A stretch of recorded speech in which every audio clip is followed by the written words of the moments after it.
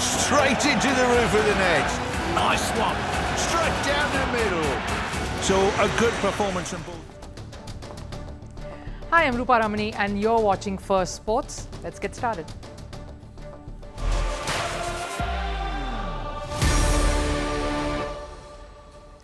Now, there are two contrasting tales that we will tell you here today on the show.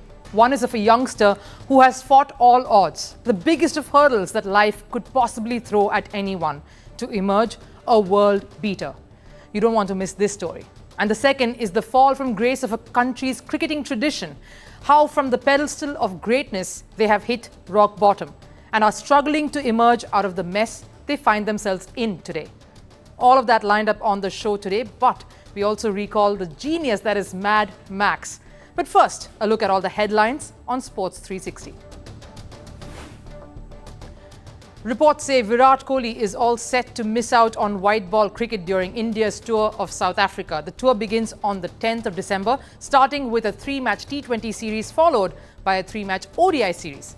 It will finally conclude with a 2-test series that he will take part in, which is part of the WTC cycle. After India's recent loss at the World Cup final, there have been speculations about Kohli and Rohit's future in the shorter format of Indian cricket. Rahul Dravid will continue to be the head coach for the Indian cricket team at least till the next World Cup. BCCI has extended his contract, which was supposed to end at the 2023 ODI World Cup. He will guide the men in blue at least till the T20 World Cup next year. This after reports of his reluctance to stay on. There was also reports that said Ashish Nehra was approached, and after he refused, they extended Dravid's contract.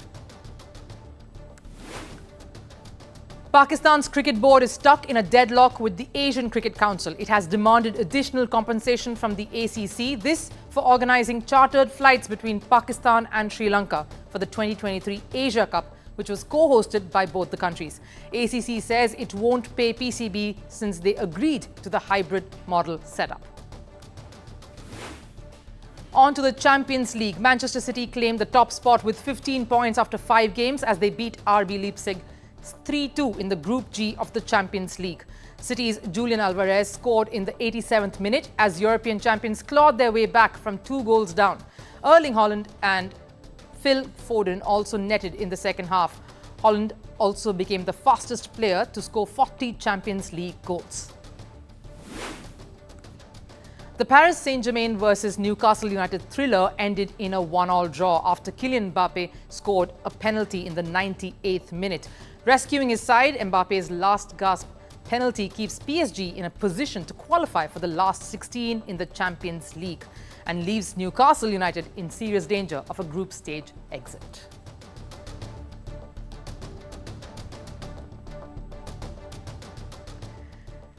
Now, we start the show today with a saga. It involves a country and its cricket board. Now, where have we heard this before? This drama that has all the ingredients of a catchy web series. Poor performance on the field, power struggles off the field, the cricket board being dissolved, membership of the International Cricket Council being suspended, claims of assassination attempts being made by the sports minister. Yes, assassination attempts, only for him to be sacked by the president within hours of making that statement. Sounds quite dramatic and nearly unbelievable, right? It indeed is quite the story, and no, I'm not talking about Pakistan. Welcome to Sri Lanka cricket. The island nation is going through a turbulent patch. We'll get to how and why of it. But first, let us get you up to speed with the latest. Meet Roshan Ranasinghe. He's the former sports minister of Sri Lanka. Ranasinghe was sacked from his post on Monday. Why? Because the ex-minister accused the president of Sri Lanka, Ranil Wickremesinghe, of trying to assassinate him. I fear I could be killed over my work to clean up the cricket board. If I am assassinated on the road, the president and his chief of staff will be responsible. Now, that's quite a tall claim. The president didn't respond to these allegations. Instead, he removed the sports minister promptly after this statement. Clearly a sign that all is not well. But how did things get to this point? And what does it have to do with Sri Lankan cricket? The answer lies in how closely politics and sport are linked and intertwined in Sri Lanka. It started with Sri Lanka's poor campaign at the World Cup in the match against India. The Lankan Lions were bundled out for 55. This came, of course, at the heels of a very horrid display in the Asia Cup final in front of their home fans. Eventually, they finished 9th on the points table at the World Cup, just ahead of Netherlands, which also means they missed the qualifications for the Champions Trophy. On expected lines, heads rolled in Colombo. The sports minister accused the board of corruption and called for them to resign. The Sri Lankan Cricket Board demanded answers from the team, the coach, chief selector, just about everyone as to why and how things went so horribly wrong. It even put a statement saying that team's performance in the World Cup raised questions about their preparations or the lack of it. Then the board's secretary put in his resignation. Things only escalated from there. Sports Minister Ranasinghe stepped in. He dissolved the cricket board unilaterally and got an interim committee in place to look into the SLC's future. The committee was led by this man, Arjuna Ranatunga, Sri Lanka's World Cup winning captain, a legendary figure in the country. Now, just a side note, laws in Sri Lanka allow the sports minister to make such interferences. But for the minister to have actually gone ahead and taken this step was considered very extreme. A power struggle followed. President Wickremesinghe said the sports minister's move was unilateral and that the government wasn't taken into confidence. The matter pertaining appointment of the committee went to the court as well. Amidst all this, the International Cricket Council, or the ICC, stepped in. It took cognizance of this intervention by the government and ended up suspending SLC's membership. The ICC board met today and determined that Sri Lanka Cricket is in serious breach of its obligations as a member. In particular, the requirement to manage its affairs autonomously and ensure that there is no government interference in the governance, regulation and/or administration of cricket in Sri Lanka.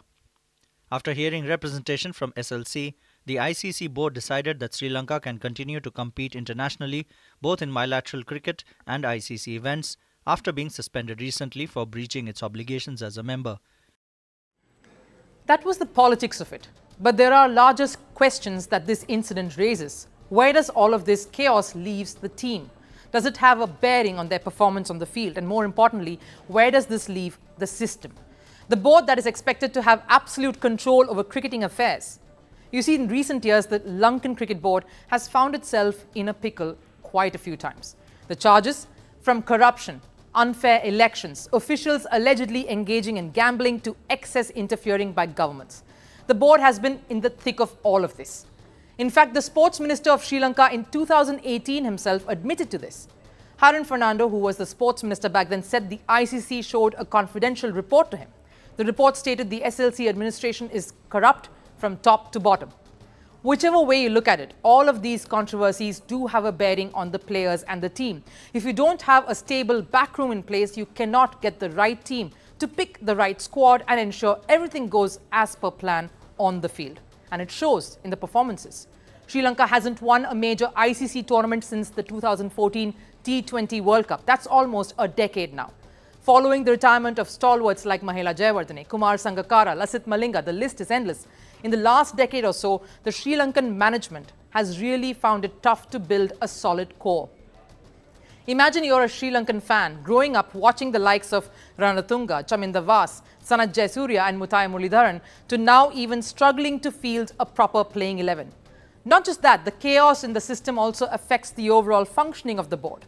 What do we mean? You see, running a cricket board is an expensive affair. You have to have sufficient money to build infrastructure, groom players for the future, pay salaries, rope in sponsors and fans. In the last couple of years, Colombo has faced a severe economic crisis as well, and that has had its ripple effect on the board too. But if you have a stable leadership, you can navigate through difficult waters. Sample this. In 2022, Sri Lanka Cricket recorded a profit of 6.3 billion compared to rupees 2.1 billion in 2021. It's the highest ever. That's a threefold increase in revenue. Where did the money come from? The board says there are four main sources: domestic and international games, sponsorship, and ICC's disbursements. Imagine the things one can do with that sort of profit. Get a proper system in place where you can scout solid domestic talent, groom them so that they're good enough to play for the country. Who knows? Maybe take a cue from their neighbor, India, and the domestic setup it has. Or even ramp up the infrastructure, make the stadiums friendly for both players and fans. But clearly, at the moment, Sri Lankan cricket has more questions thrown at them than hold the answers. And the fans would desperately hope that there is light at the end of a very dark tunnel. Now, it's been 10 days since the ICC World Cup ended, but the hangover is still not over. The two finalists are currently engaged in a 2020 international series. Yesterday's match saw Glenn Maxwell turn the innings into a personal net session. After Marcus Stoinis departed, the match in Guwahati yesterday went down to the wire. It was Maxwell everybody was counting on. It's during these times when he unleashes his beast mode. His aggressive batting during the third T20 might have reminded many of you of that impressive double 100 at the World Cup. I reckon this T20 international series also mirrors how the Aussies started their World Cup campaign and were back on their feet as it progressed. Maxwell single-handedly ensured Australia's dreams of winning this T20 series is still alive. For me, it doesn't matter who wins the series. When players deliver standout performances, it creates moments that goes beyond the overall result of a tournament. If there was a lesson on how to thrive under pressure, it should be Glenn Maxwell who should be giving it. The third T20 international match between India and Australia was held yesterday, and this Aussie big show snapped India's two-match winning streak. During the match, what he unleashed was a sight to behold. India put up a target of over 200 runs during their innings, but Maxwell's record-equaling fourth T20 100 in the game helped Australia beat India by 5 wickets to stay alive in the 5-match T20 international series.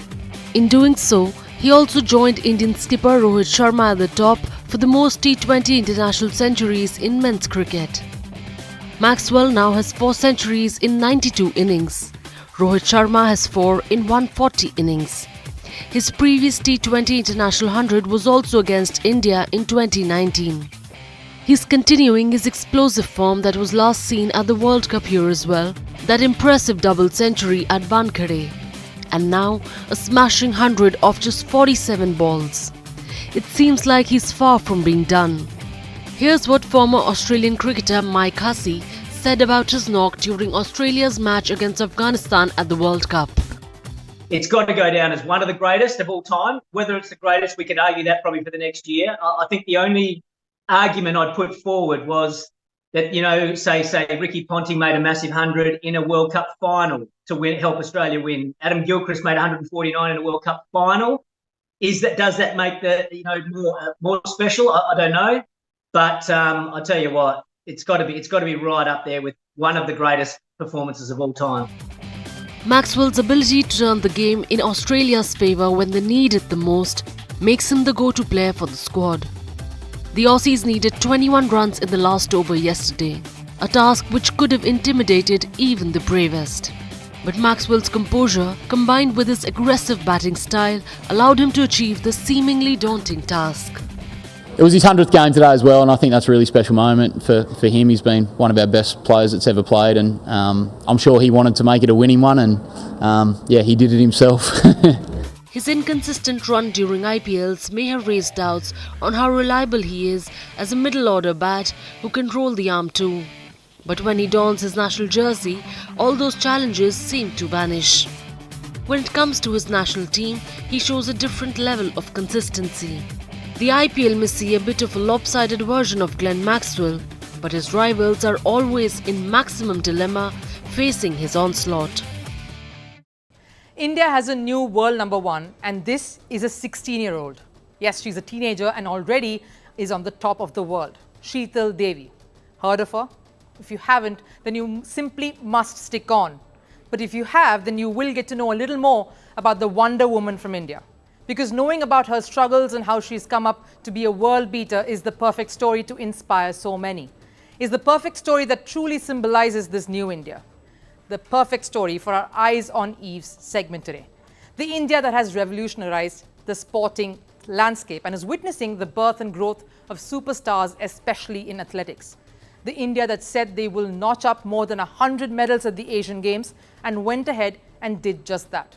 Let's get back to Sheetal Devi. She's an archer. When I say this, you would think, all right, that's great. When was the last time India had a number 1 archer? Then I'll tell you she's not just any archer, but a para-archer. And you would think that is incredible. She probably must be having a handicap, but would definitely have the strength and accuracy in her arms to be the best in the world. And then I will tell you that she is an armless world number 1.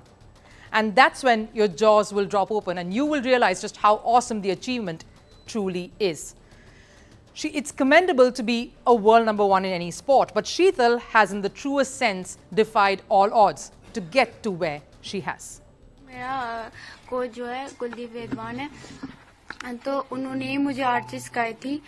जब मैं पहली बार आई थी तो मुझे ऐसा लग रहा था कि मैं नहीं कर पाऊंगी, तो उन्होंने मुझे मोटिवेट किया कि तो कर पाएगी, तो मुझे बहुत अच्छा लगा। आज मैंने अपने देश को 3 मेडल दिए, तो मुझे बहुत अच्छा लगा।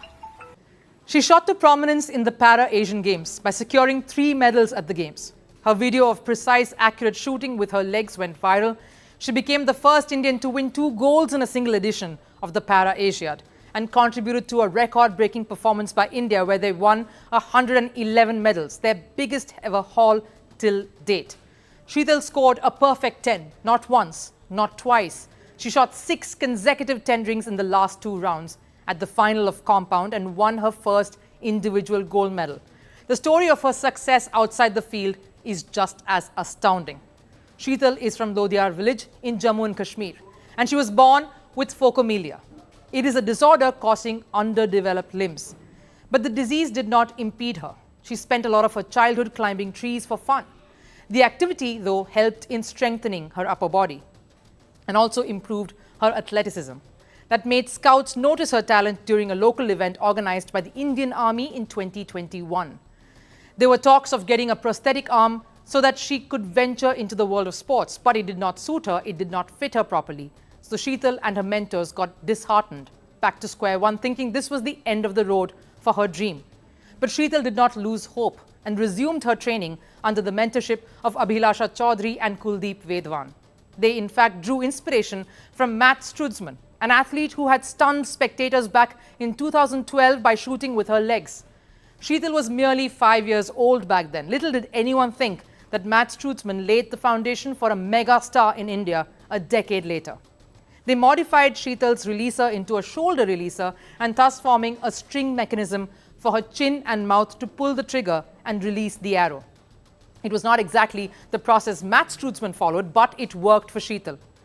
Sheetal too built up her stamina daily, increasing the shots she took from 50 a day to nearly 300 daily. 6 months later, she won silver in Panipat at the Para Open Nationals, and then of course came the act that got the world to notice her. Her achievement at Hangzhou at the Para-Asiad. That brought her accolades by the Prime Minister Narendra Modi. Looking back at her journey, she says there were times when she couldn't even lift the bow properly, but never gave up. This is a story of struggle and achievement like none other. With her condition, we do not know what the future holds, but just going by her determination and her will to succeed, Sheetal stands tall. You can tell that whatever the challenge, she will take it head on.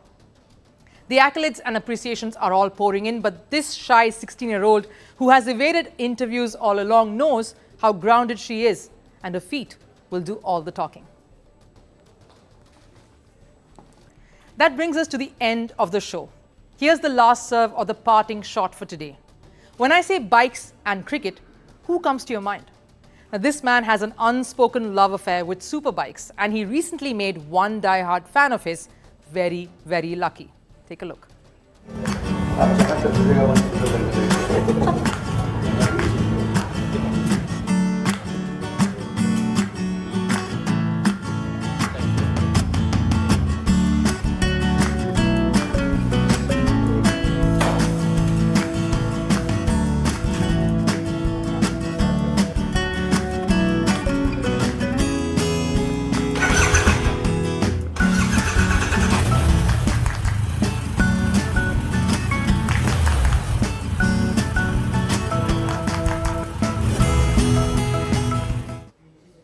We know India's Chepauk Stadium will be really gearing up in many months to come to see this man in action once more at the Indian Premier League. But that's all there is today at Firstpost. We hope you enjoyed this.